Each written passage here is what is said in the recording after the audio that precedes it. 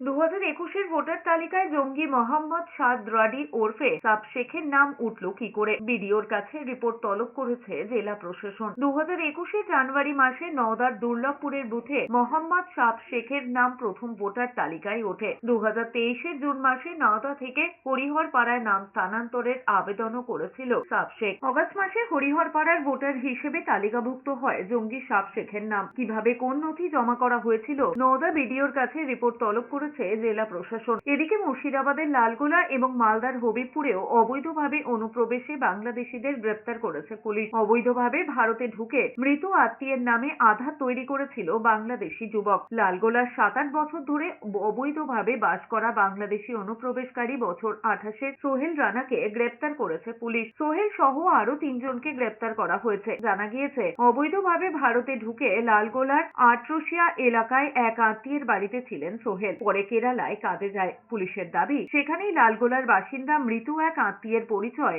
আধার card তৈরি করে সোহেল। সোমবার সন্ধ্যায় লালগোলা স্টেশন এলাকা থেকে গ্রেপ্তার করা হয় ওই যুবককে। আধার কার্ডে ভুল থাকায় ওই বাংলাদেশি লালগোলার বালিতে আলিউল আলমের কাছে ঠিক করতে যায়। তাকে সহায়তা করার অভিযোগে ওই ব্যক্তিকে গ্রেপ্তার করেছে পুলিশ। ভারতে ঢুকে সহায়তা করার অভিযোগ জলঙ্গির বাসিন্দা শাহরুল মোল্লা নামে এক ব্যক্তিকে লালগোলা থানার পুলিশ গ্রেপ্তার করেছে। এরই মধ্যে মালদার হবিবপুরের এক বাংলাদেশিকে আটক করেছে পুলিশ। হবিবপুরের জাজইল এলাকায় সন্দেহজনকভাবে ঘুরছিল ওই যুবক। স্থানীয়দের সন্দেহ হওয়ায় পুলিশে খবর দেন তারা।